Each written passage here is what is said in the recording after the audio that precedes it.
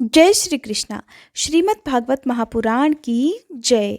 आज आप रसपान करेंगे भागवत कथा के 9वें स्कंद के अध्याय 6, 7 और 8 का, जिसमें राजा इक्ष्वाकु के वंश का वर्णन, मांधाता और सौभरी ऋषि की कथा, राजा त्रिशंकु और हरिश्चंद्र की कथा और राजा सगर के चरित्र की कथा आज आप सुनने वाले हैं। इससे पहले के अध्याय में तो आपने सुना ही था कि किस प्रकार राजा अम्बरीश को श्राप देने पर राजा दुर्वासा के पीछे सुदर्शन चक्र पड़ गया और किस प्रकार उनकी सुदर्शन चक्र से मुक्ति हो पाई थी। अगर आपने इससे पहले का अध्याय नहीं सुना है तो जरूर सुनिएगा। श्री सुखदेव जी कहते हैं, हे परीक्षित, राजा अम्बरीश के 3 पुत्र थे, विरूप, केतुमान और शंभु। विरूप से प्रषदश्व और उसका पुत्र रथितर हुआ। रथितर संतानहीन था। वंश परंपरा की रक्षा करने के लिए उसने अंगिरा ऋषि से प्रार्थना की। उन्होंने उसकी पत्नी से ब्रह्मतेज से संपन्न कई पुत्र उत्पन्न किए। हालांकि ये सब रथितर की पत्नी से उत्पन्न हुए थे, इसलिए इनका गोत्र वही होना चाहिए था जो रथितर का था। फिर भी वे अंगिरस ही कहलाए। यही रथितर वंशों के कुल में सर्वश्रेष्ठ पुरुष कहलाए, क्योंकि ये क्षत्रोपेत ब्राह्मण थे। क्षत्रिय और ब्राह्मण दोनों ही गोत्रों से इनका संबंध था। हे परीक्षित, एक बार मनु जी के छींकने पर उनकी नाक से इक्ष्वाकु नाम का पुत्र उत्पन्न हुआ। इक्ष्वाकु के 100 पुत्र थे। उनमें सबसे बड़े 3 के नाम थे विकुक्षी, निमि और दंडिक। हे परीक्षित, उनसे छोटे 25 पुत्र आर्यावर्त के पूर्व भाग के और 25 पश्चिम भाग के और उपर्युक्त 3 मध्य भाग के अधिपति हुए। शेष बचे हुए 47 दक्षिण आदि अन्य प्रांतों के अधिपति हुए। एक बार राजा इक्ष्वाकु ने अष्टका श्राद्ध के समय अपने बड़े पुत्र को आज्ञा दी कि हे विकुक्षे, जल्दी ही जाकर श्राद्ध के योग्य पवित्र पशुओं का मांस लाओ। वीर विकुक्षी ने बहुत अच्छा कहकर वन की यात्रा की। वहां उसने श्राद्ध के योग्य बहुत से पशुओं का शिकार किया। वो थक तो गया ही था, उसे भूख भी लगने लगी थी, इसलिए वो इस बात को भूल गया था कि श्राद्ध के लिए मारे हुए पशु को स्वयं नहीं खाना चाहिए। उसने इस बात को भूलकर एक खरगोश को खा लिया। विकुक्षी ने बचा हुआ मांस लाकर अपने पिता को दिया। इक्ष्वाकु ने अब उसे अपने गुरु से प्रोक्षण करने के लिए कहा, तो गुरुजी ने बताया कि ये मांस तो दूषित और श्राद्ध के अयोग्य है। हे परीक्षित, गुरुजी के कहने पर राजा इक्ष्वाकु को अपने पुत्र की करतूत का पता चल गया। उन्होंने शास्त्रीय विधि का उल्लंघन करने वाले पुत्र को क्रोधवश अपने देश से निकाल दिया। फिर राजा इक्ष्वाकु ने अपने गुरुदेव वशिष्ठ से ज्ञान विषयक चर्चा की। फिर योग के द्वारा शरीर का परित्याग करके उन्होंने परम पद प्राप्त किया। पिता का देहांत हो जाने पर विकुक्षी अपनी राजधानी में वापस लौट आया और इस पृथ्वी का शासन करने लगा। उसने बड़े बड़े यज्ञों से भगवान की आराधना की और संसार में शशाद के नाम से प्रसिद्ध हुआ। विकुक्षी के पुत्र का नाम था पुरंजय। उसी को कोई इंद्रवाह और कोई कुकत्स कहते हैं। जिन कर्मों के कारण उसके ये नाम पड़े थे, अब उन्हें भी सुनो। सतयुग के अंत में देवताओं का दानवों के साथ घोर संग्राम हुआ। उसमें सबके सब देवता दैत्यों से हार गए। तब उन्होंने वीर पुरंजय को सहायता के लिए अपना मित्र बनाया। पुरंजय ने कहा कि अगर देवराज इंद्र मेरे वाहन बने तो मैं युद्ध कर सकता हूँ। पहले तो इंद्र ने अस्वीकार कर दिया, परंतु देवताओं के आराध्य देव सर्वशक्तिमान विश्वात्मा भगवान की बात मानकर पीछे वे एक बड़े भारी बैल बन गए। फिर सर्वांतर्यामी भगवान विष्णु ने अपनी शक्ति से पुरंजय को भर दिया। उन्होंने कवच पहनकर दिव्य धनुष और तीखे बाण ग्रहण कर लिए। इसके बाद बैल पर चढ़कर वे डील के पास बैठ गए। जब इस प्रकार वे युद्ध करने के लिए तत्पर हुए, तब देवता उनकी स्तुति करने लगे। देवताओं को साथ लेकर उन्होंने पश्चिम की ओर से दैत्यों का नगर घेर लिया। वीर पुरंजय का दैत्यों के साथ अत्यंत रोमांचकारी घोर संग्राम हुआ। युद्ध में जो जो दैत्य उनके सामने आए, पुरंजय ने बाणों के द्वारा उन्हें यमराज के हवाले कर दिया। उनके बाणों की वर्षा क्या थी, मानो प्रलय काल की धधकती हुई अग्नि थी। जो भी उसके सामने आता वह छिन्न भिन्न हो जाता। दैत्यों का साहस जाता रहा। अब वे युद्धभूमि छोड़कर अपने अपने घरों में घुस गए। पुरंजय ने उनका नगर, धन और ऐश्वर्य सब कुछ जीतकर इंद्र को दे दिया।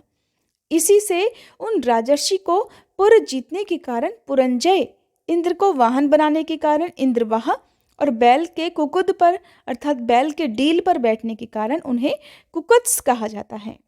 पुरंजय का पुत्र था अनेना, उसका पुत्र प्रथु हुआ। प्रथु के विश्वरंधी, उसके चंद्र और चंद्र के युवनाश्व। युवनाश्व के पुत्र हुए शाबस्त, जिन्होंने शाबस्तीपुरी बसाई। शाबस्त के बृहदश्व और उसके कुवलयाश्व हुए। ये बड़े बली थे। इन्होंने उतंक ऋषि को प्रसन्न करने के लिए अपने 21,000 पुत्रों को साथ लेकर धुंधु नामक दैत्य का वध किया। इसी से उनका नाम हो गया धुंधु कुमार। धुंधु दैत्य के मुख की आग से उनके सब पुत्र जल गए, केवल 3 ही बच रहे। परीक्षित, बचे हुए पुत्रों के नाम थे दृढ़ाश्व, कपिलाश्व और भद्राश्व। दृढ़ाश्व से हरेश्व और उसके निकुंभ का जन्म हुआ। युवनाश्व संतानहीन था, इसलिए वह बहुत दुखी होकर अपनी 100 पत्नियों के साथ वन में चला गया। वहां ऋषियों ने बड़ी कृपा करके युवनाश्व से पुत्र प्राप्ति के लिए बड़ी एकाग्रता के साथ इंद्रदेव का यज्ञ करवाया। एक दिन राजा युवनाश्व को रात के समय बड़ी प्यास लगी। वह यज्ञशाला में गया, किंतु वहां देखा कि ऋषि लोग तो सो रहे हैं। तब जल मिलने का कोई और उपाय ना देखकर वह मंत्र से अभिमंत्रित जल ही पी गया। हे परीक्षित, जब प्रातःकाल ऋषि लोग सोकर उठे तो उन्होंने देखा कि कलश में तो जल ही नहीं है। तब उन लोगों ने पूछा कि ये किसका काम है? पुत्र उत्पन्न करने वाला जल किसने पी लिया? अंत में जब उन्हें ये मालूम हुआ कि भगवान की प्रेरणा से राजा युवनाश्व ने ही उस जल को पी लिया है, तब उन लोगों ने भगवान के चरणों में नमस्कार किया और कहा, धन्य है, भगवान का बल ही वास्तव में बल है। इसके बाद प्रसव का समय आने पर युवनाश्व की दाहिनी कोख फाड़कर उसके एक चक्रवर्ती पुत्र उत्पन्न हुआ। उसे रोते देख ऋषियों ने कहा, ये बालक दूध के लिए रो रहा है, अब ये किसका दूध पिएगा? तब इंद्र ने कहा, मेरा पिएगा। बेटा तू रो मत। ऐसा कहकर इंद्र ने अपनी तर्जनी अंगुली उस बालक के मुंह में डाल दी। ब्राह्मण और देवताओं के प्रसाद से उस बालक के पिता युवनाश्व की भी मृत्यु नहीं हुई। वह वहीं तपस्या करके मुक्त हो गया। परीक्षित, इंद्र ने उस बालक का नाम रखा त्रिसदस्यु, क्योंकि रावण आदि दस्यु लुटेरे उससे उद्विग्न और भयभीत रहते थे। युवनाश्व के पुत्र मांधाता चक्रवर्ती राजा हुए। भगवान के तेज से तेजस्वी होकर उन्होंने अकेले ही 7 द्वीप वाली पृथ्वी का शासन किया। राजा मांधाता की पत्नी शशबिंदु की पुत्री बिंदुमती थी। उसके गर्भ से उनके 3 पुत्र हुए, पुरुकुत्स, अम्बरीश, ये दूसरे अम्बरीश ही हैं, और योगी मुचुकंद। इनकी 50 बहनें थीं। उन 50 ने अकेले सौभरी ऋषि को पति के रूप में वरण किया। परम तपस्वी सौभरी जी एक बार यमुना जल में डुबकी लगाकर तपस्या कर रहे थे, तो वहां उन्होंने देखा कि मत्स्यराज अपनी पत्नियों के साथ बहुत सुखी हो रहा है। उसके इस सुख को देखकर ब्राह्मण सौभरी के मन में भी विवाह करने की इच्छा जाग उठी, और उन्होंने राजा मांधाता के पास आकर उनकी 50 कन्याओं में से एक कन्या मांग ली। तब राजा ने कहा, हे ब्राह्मण, कन्या स्वयंवर में आपको चुन ले तो आप उसे ले लीजिए। सौभरी ऋषि राजा मांधाता का अभिप्राय समझ गए। उन्होंने सोचा कि राजा ने इसलिए मुझे ऐसा सूखा जवाब दिया है कि अब मैं बूढ़ा हो गया हूँ, मेरे शरीर में झुर्रियां पड़ गई हैं, बाल पक गए हैं और सिर कांपने लगा है। अब कोई स्त्री मुझसे प्रेम नहीं कर सकती। अच्छी बात है, मैं अपने को ऐसा सुंदर बनाऊंगा कि राजकन्याएं तो क्या, देवांगनाएं भी मेरे लिए लालयित हो जाएंगी। ऐसा सोचकर समर्थ सौभरी जी ने वैसा ही किया। फिर क्या था, अंतःपुर के रक्षक ने सौभरी मुनि को कन्याओं के सजे सजाए महल में पहुंचा दिया। फिर तो उन 50 राजकन्याओं ने एक सौभरी को ही अपना पति चुन लिया। उन कन्याओं का मन सौभरी जी में इस प्रकार आसक्त हो गया कि वे उनके लिए आपस के प्रेम भाव को तिलांजलि देकर परस्पर कलह करने लगी और एक दूसरी से कहने लगी कि ये तुम्हारे योग्य नहीं, मेरे योग्य है। ऋग्वेदी सौभरी ने उन सभी का पाणी ग्रहण कर लिया। वे अपनी अपार तपस्या के प्रभाव से बहुमूल्य सामग्रियों से सुसज्जित अनेक उपवनों और निर्मल जल से भरे हुए सरोवरों से युक्त और सुगंधित पुष्पों के बगीचों से घिरे हुए महलों में बहुमूल्य शैया, आसन, वस्त्र, आभूषण, स्नान, अनुलेपन, सुस्वादु भोजन और पुष्पमालाओं के द्वारा अपनी पत्नियों के साथ विहार करने लगे। सुंदर सुंदर वस्त्र आभूषण धारण किए स्त्री पुरुष सदा उनकी सेवा में लगे रहते। कहीं पक्षी चहका करते तो कहीं भौरे गुंजार करते रहते। कहीं कहीं बंदीजन उनकी विरदावली का बखान करते रहते। सप्तद्वीपवती पृथ्वी के स्वामी मांधाता सौभरी जी की इस गृहस्थी का सुख देखकर आश्चर्यचकित हो गए। उनका ये गर्व कि मैं सार्वभौम संपत्ति का स्वामी हूँ जाता रहा। इस प्रकार सौभरी जी गृहस्थी के सुख में रम गए और अपनी निरोग इंद्रियों से अनेक विषयों का सेवन करते रहे। फिर भी जैसे घी की बूंदों से अग्नि तृप्त नहीं होती, वैसे ही उन्हें संतोष नहीं हुआ। ऋग्वेदाचार्य सौभरी जी एक दिन स्वस्थ चित्त से बैठे हुए थे।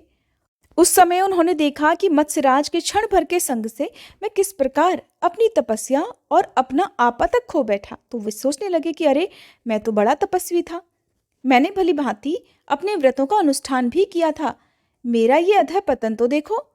मैंने दीर्घ काल से अपने ब्रह्म तेज को अक्षुण्ण रखा था, परंतु जल के भीतर विहार करती हुई एक मछली के संसर्ग से मेरा वह ब्रह्म तेज नष्ट हो गया। इसलिए जिसे मोक्ष की इच्छा है, उस पुरुष को चाहिए कि वह भोगी प्राणियों का संग सर्वथा छोड़ दे और एक क्षण के लिए भी अपनी इंद्रियों को बहिर्मुखी न होने दे, अकेला ही रहे और एकांत में अपने मन को सर्वशक्तिमान भगवान में ही लीन कर दे। अगर संग करने की आवश्यकता हो तो भगवान के अनन्य प्रेमी निष्ठावान महात्माओं का ही संग करे। मैं पहले एकांत में अकेला ही तपस्या में संलग्न था, फिर जल में मछली का संग होने से विवाह करके 50 हो गया और फिर संतानों के रूप में 5,000। विश्व में सत्य बुद्धि होने से माया के गुणों ने मेरी बुद्धि हर ली। अब तो लोक और परलोक के संबंध में मेरा मन इतनी लालसाओं से भर गया है कि मैं किसी तरह उनका पार ही नहीं पाता। इस प्रकार विचार करते हुए वे कुछ दिनों तक तो घर में ही रहे, फिर विरक्त होकर उन्होंने संन्यास ले लिया और वे वन में चले गए। अपने पति को ही सब कुछ मानने वाली उनकी पत्नियों ने भी उनके साथ ही वन की यात्रा की। वहां जाकर परम संयमी सौभरी जी ने बड़ी घोर तपस्या की, शरीर को सुखा दिया और आहवनी आदि अग्नियों के साथ ही अपने आप को परमात्मा में लीन कर दिया। हे परीक्षित, उनकी पत्नियों ने जब अपने पति सौभरी मुनि की आध्यात्मिक गति देखी, तब जैसे ज्वालाएं शांत अग्नि में लीन हो जाती हैं, वैसे ही वे उनके प्रभाव से सती होकर उन्हीं में लीन हो गई और उन्हीं की गति को प्राप्त हो गई। श्री सुखदेव जी कहते हैं, हे परीक्षित, मैं वर्णन कर चुका हूँ कि मांधाता के पुत्रों में सबसे श्रेष्ठ अम्बरीश थे। उनके दादा यवनाश्व ने उन्हें पुत्र के रूप में स्वीकार कर लिया। उनका पुत्र हुआ यवनाश्व और यवनाश्व का हारीत। मांधाता के वंश में ये 3 अवान्तर गोत्रों के प्रवर्तक हुए। नागों ने अपनी बहन नर्मदा का विवाह पुरुकुत्स से कर दिया था। नागराज वसुकी की आज्ञा से नर्मदा अपने पति को रसातल में ले गई। वहां भगवान की शक्ति से संपन्न होकर पुरुकुत्स ने वध करने योग्य गंधर्वों को मार डाला। इस पर नागराज ने प्रसन्न होकर पुरुकुत्स को यह वरदान दिया कि जो इस प्रसंग का स्मरण करेगा वह सर्पों से निर्भय हो जाएगा। राजा पुरुकुत्स का पुत्र त्रसदस्यु था। उसके पुत्र हुए अनरण्य, अनरण्य के हर्यश्व, उसके अरुण और अरुण के त्रिबंधन हुए। त्रिबंधन के पुत्र सत्यव्रत हुए और यही सत्यव्रत त्रिशंकु के नाम से विख्यात हुए। हालांकि त्रिशंकु अपने पिता और गुरु के शाप से चांडाल हो गए थे, परंतु विश्वामित्र जी के प्रभाव से वे शरीर स्वर्गलोक को चले गए। देवताओं ने उन्हें वहां से ढकेल दिया और वे नीचे की ओर सिर करके गिर पड़े, परंतु विश्वामित्र जी ने अपने तपोबल से उन्हें आकाश में ही स्थिर कर दिया। वे अब भी आकाश में लटके हुए ही दिखते हैं। त्रिशंकु के पुत्र थे हरिश्चंद्र। उनके लिए विश्वामित्र और वशिष्ठ जी एक दूसरे को श्राप देकर पक्षी हो गए और बहुत वर्षों तक लड़ते रहे। हरिश्चंद्र की कोई संतान नहीं थी, इससे वे बहुत उदास रहा करते थे। नारद जी के उपदेश से वे वरुण देव की शरण में गए और उनसे प्रार्थना की कि प्रभु, मुझे पुत्र प्राप्त हो। महाराज, अगर मेरे वीर पुत्र होगा तो मैं उसी से आपका यजन करूंगा। वरुण देव ने कहा, ठीक है। तब वरुण देव की कृपा से राजा हरिश्चंद्र के रोहित नाम का पुत्र हुआ। पुत्र होते ही वरुण देव ने आकर कहा, हरिश्चंद्र, तुम्हें पुत्र प्राप्त हो गया, अब इसके द्वारा मेरा यज्ञ करो। हरिश्चंद्र ने कहा, जब आपका यह यज्ञ पशु रोहित 10 दिन से अधिक का हो जाएगा, तब यज्ञ के योग्य होगा। 10 दिन बीत जाने पर वरुण देव ने आकर फिर कहा कि अब तो मेरा यज्ञ करो। तो हरिश्चंद्र ने कहा, जब आपके यज्ञ पशु के मुंह में दांत निकल आएंगे, तब वह यज्ञ के योग्य हो जाएगा। दांत आने पर वरुण देव ने फिर कहा, अब इसके दांत भी निकल आए, अब मेरा यज्ञ करो। हरिश्चंद्र ने कहा कि जब इसके दूध के दांत गिर जाएंगे तब ये यज्ञ के योग्य होगा। दूध के दांत भी गिर गए। तब वरुण देव ने कहा, अब तो इसके दूध के दांत गिर गए, अब मेरा यज्ञ करो। हरिश्चंद्र ने कहा, जब इसके दोबारा दांत आ जाएंगे तब यह पशु यज्ञ के योग्य हो जाएगा। दांतों के फिर से उगाने पर वरुण देव ने फिर कहा। तब हरिश्चंद्र ने कहा कि वरुण जी महाराज, क्षत्रिय पशु तब यज्ञ के योग्य होता है जब वह कवच धारण करने लगे। हे परीक्षित, इस प्रकार राजा हरिश्चंद्र पुत्र के प्रेम से हीला हवाला करके समय समय टालते रहे। इसका कारण था कि पुत्र प्रेम ने उनके हृदय को जकड़ लिया था। पुत्र स्नेह की फांसी ने उनके हृदय को अपने वश में कर रखा था। वे जो जो समय बताते वरुण देवता उसी की बाट देखते। जब रोहित को इस बात का पता चला कि पिताजी तो मेरा बलिदान करना चाहते हैं, तब वह अपने प्राणों की रक्षा करने के लिए हाथ में धनुष लेकर वन को चला गया। कुछ दिन के बाद उसे पता चला कि वरुण देवता ने रुष्ट होकर मेरे पिताजी पर आक्रमण किया है, जिसके कारण वे महोदर रोग से पीड़ित हो रहे हैं। तब रोहित अपने नगर की ओर चल पड़ा, परंतु इंद्रदेव ने आकर उसे रोक दिया और कहा कि बेटा रोहित, यज्ञ पशु बनकर मरने से अच्छा तो पवित्र तीर्थ और क्षेत्रों का सेवन करते हुए पृथ्वी में विचरण ही करना अच्छा है। इंद्रदेव की बात मानकर वह 1 वर्ष तक और वन में रहा। इसी प्रकार दूसरे, तीसरे, चौथे और 5वें वर्ष में भी रोहित ने अपने पिता के पास जाने का विचार किया, परंतु बूढ़े ब्राह्मण का वेश धारण करके हर बार इंद्रदेव आते और उसे रोक देते। इस प्रकार 6 वर्ष तक रोहित वन में ही रहा। 7वें वर्ष जब वह अपने नगर को लौटने लगा, तब उसने अजीत गर्त से उनके मझले पुत्र शुनहशेप को मोल ले लिया और उसे यज्ञ पशु बनाने के लिए अपने पिता को सौंपकर उनके चरणों में नमस्कार किया। तब परम यशस्वी और श्रेष्ठ चरित्र वाले राजा हरिश्चंद्र ने महोदर रोग से छूटकर पुरुषमेध यज्ञ द्वारा वरुण आदि देवताओं का यजन किया। उस यज्ञ में विश्वामित्र जी होता हुए, वशिष्ठ जी ब्रह्मा बने और असास्य मुनि सामगान करने वाले उद्गाता बने। उस समय इंद्रदेव ने प्रसन्न होकर हरिश्चंद्र को सोने का रथ दिया था। हे परीक्षित, आगे चलकर मैं शुनहशेप का महात्म्य वर्णन करूंगा। हरिश्चंद्र को अपनी पत्नी के साथ सत्य में दृढ़तापूर्वक स्थित देखकर विश्वामित्र जी बहुत प्रसन्न हुए। उन्होंने उन्हें उस ज्ञान का उपदेश किया जिसका कभी नाश नहीं होता। उसके अनुसार राजा हरिश्चंद्र ने अपने मन को पृथ्वी में, पृथ्वी को जल में, जल को तेज में, तेज को वायु में और वायु को आकाश में स्थिर करके आकाश को अहंकार में लीन कर दिया। इसके बाद निर्वाण सुख की अनुभूति से उस ज्ञान कला का भी परित्याग कर दिया और समस्त बंधनों से मुक्त होकर वे अपने उस स्वरूप में स्थित हो गए जो न तो किसी प्रकार बतलाया जा सकता है और न उसके संबंध में किसी प्रकार का अनुमान ही किया जा सकता है। श्री सुखदेव जी कहते हैं, रोहित का पुत्र था हरित, हरित से चंप हुआ, उसी ने चंपापुरी बसाई थी। चंप से सुदेव और उसका पुत्र विजय हुआ। विजय का भरुक, भरुक का वृक और वृक का पुत्र हुआ बाहुक। शत्रुओं ने बाहुक से राज्य छीन लिया। तब वह अपनी पत्नी के साथ वन में चला गया। वन में जाने पर बुढ़ापे के कारण जब बाहुक की मृत्यु हो गई, तब उसकी पत्नी भी उसके साथ सती होने को तत्पर हुई, परंतु महर्षि औरव को ये मालूम था कि इसे गर्भ है, इसलिए उन्होंने उसे सती होने से रोक दिया। जब उसकी सौतों को ये बात मालूम हुई तो उन्होंने उसे भोजन के साथ विष दे दिया, परंतु गर्भ पर उस विष का कोई प्रभाव नहीं पड़ा, बल्कि उस विष को लिए हुए ही एक बालक का जन्म हुआ, जो विष के साथ पैदा होने के कारण सगर कहलाया। सगर बड़े यशस्वी राजा हुए। सगर चक्रवर्ती सम्राट थे। उन्हीं के पुत्रों ने पृथ्वी खोदकर समुद्र बना दिया था। सगर ने अपने गुरुदेव औरव की आज्ञा मानकर तालजंग, यवन, शक, है और बर्बर जाति के लोगों का वध नहीं किया, बल्कि उन्हें विरूप बना दिया। उनमें से कुछ के सिर मुंडवा दिए, कुछ के मूछ दाढ़ी रखवा दी, कुछ को खुले बालों वाला बना दिया और कुछ को आधा मुंडवा दिया। कुछ लोगों को सगर ने केवल वस्त्र ओढ़ने को ही आज्ञा दी, पहनने को नहीं। इसके बाद राजा सगर ने और ऋषि के उपदेशानुसार अश्वमेध यज्ञ के द्वारा संपूर्ण वेद और देवतामय आत्मस्वरूप सर्वशक्तिमान भगवान की आराधना की। उसके यज्ञ में जो घोड़ा छोड़ा गया था उसे देवराज इंद्र ने चुरा लिया। उस समय महारानी सुमति के गर्भ से उत्पन्न सगर के पुत्रों ने अपने पिता की आज्ञानुसार घोड़े के लिए सारी पृथ्वी छान डाली। जब उन्हें कहीं घोड़ा नहीं मिला तब उन्होंने बड़े घमंड से सब ओर से पृथ्वी को भी खोद डाला। खोदते खोदते उन्हें पूर्व और उत्तर के कोने पर कपिल मुनि के पास अपना घोड़ा दिखाई दिया। घोड़े को देखकर वे 60,000 राजकुमार शस्त्र उठाकर ये कहते हुए उनकी ओर ही दौड़ पड़े कि यही हमारे घोड़े को चुराने वाला चोर है। देखो तो सही, इसने इस समय कैसे आंखें मूंद रखी हैं। ये पापी है, इसे मार डालो, मार डालो। उस समय कपिल मुनि ने अपनी पलकें खोली। इंद्र ने राजकुमारों की बुद्धि हर ली थी।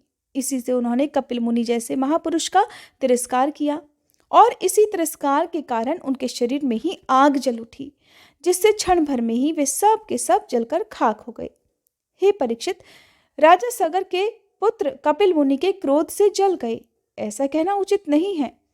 वे तो शुद्ध सत्वगुण के परम आश्रय हैं। उनका शरीर तो जगत को पवित्र करता रहता है। उनमें भला क्रोध रूप तमोगुण की संभावना कैसे की जा सकती है? भला कहीं पृथ्वी की धूल का भी आकाश से संबंध होता है? ये संसार सागर एक मृत्युमय पथ है, इसके पार जाना बड़ा कठिन है।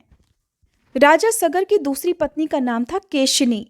उसके गर्भ से उन्हें असमंजस नाम का पुत्र हुआ।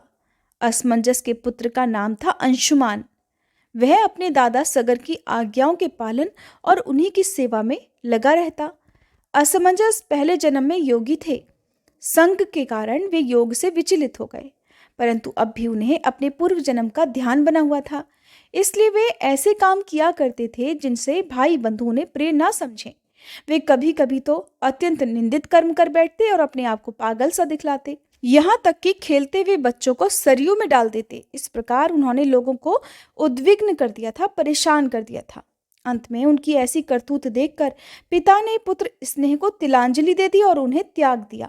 फिर असमंजस ने अपने योग बल से उन सभी बालकों को जीवित कर दिया और अपने पिता को दिखाकर वे वन में चले गए। अयोध्या के नागरिकों ने जब देखा कि हमारे बालक तो फिर से लौट आए हैं जिन्हें सरयू में डाल दिया गया था, तब उन्हें बड़ा आश्चर्य हुआ और राजा सगर को भी बड़ा भारी पश्चाताप हुआ। इसके बाद राजा सगर की आज्ञा से अंशुमान घोड़े को ढूंढने के लिए निकले। उन्होंने अपने चाचाओं के द्वारा खोदे गए समुद्र के किनारे किनारे चलकर उनके शरीर के भस्म के पास ही घोड़े को भी देखा। वहीं भगवान के अवतार कपिल मुनि बैठे हुए थे। उनको देखकर उदार हृदय अंशुमान ने उनके चरणों में प्रणाम किया और हाथ जोड़कर एकाग्र मन से उनकी स्तुति की। अंशुमान ने कहा, भगवान, आप अजन्मा ब्रह्मा जी से भी परे हैं, इसलिए वे आपको प्रत्यक्ष नहीं देख पाते। देखने की तो बात ही अलग रही, वे तो समाधि करते करते और युक्ति लड़ाते लड़ाते ही हार गए, किंतु आज तक आपको समझ भी नहीं पाए। हम लोग तो उनके मन, शरीर और बुद्धि से होने वाली सृष्टि के द्वारा बने हुए अज्ञानी जीव हैं, तब भला हम आपको कैसे समझ सकते हैं? ना तो आपका नाम है और न तो रूप। आप में न कार्य है और न तो कारण। आप सनातन आत्मा हैं। ज्ञान का उपदेश करने के लिए ही आपने ये शरीर धारण कर रखा है। हम आपको नमस्कार करते हैं। प्रभु, ये संसार आपकी माया की करामात है। इसको सत्य समझकर काम, क्रोध, ईर्ष्या और मोह से लोगों का मन, शरीर और घर आदि में भटकने लगता है। प्रभु, आज आपके दर्शन से मेरे मोह की वह दृढ़ फांसी कट गई जो कामना, कर्म और इंद्रियों को जीवन दान देती है। श्री सुखदेव जी कहते हैं, हे परीक्षित, जब अंशुमान ने भगवान कपिल मुनि के प्रभाव का इस प्रकार गुणगान किया, तब उन्होंने मन ही मन अंशुमान पर बड़ा अनुग्रह किया और कहा कि बेटा, ये घोड़ा तुम्हारे पितामह का यज्ञ पशु है, इसे तुम ले जाओ। तुम्हारे जले हुए और भस्म हुए चाचाओं का उद्धार केवल गंगा जल से ही होगा और कोई उपाय नहीं है। अंशुमान ने बड़ी नम्रता से उन्हें प्रसन्न करके उनकी परिक्रमा की और वे उस घोड़े को ले आए। राजा सगर ने उस यज्ञ पशु के द्वारा फिर यज्ञ की शेष क्रिया संपन्न की। तब राजा सगर ने अंशुमान को राज्य का भार सौंप दिया और वे सभी बंधनों से मुक्त हो गए। फिर उन्होंने महर्षि औरव के बतलाए हुए मार्ग से परम पद की प्राप्ति की। हरे कृष्णा। आज के अध्याय समाप्त हुए। अगले अध्याय में आप जानेंगे राजा भगीरथ के चरित्र और गंगा जी का धरती पर अवतरण किस प्रकार हुआ और अन्य कथाओं का भी वर्णन आप सुनेंगे। उम्मीद करती हूँ ये वीडियो आपको पसंद आई होगी। वीडियो अगर अच्छी लगी हो तो प्लीज़ वीडियो को लाइक जरूर कीजिएगा।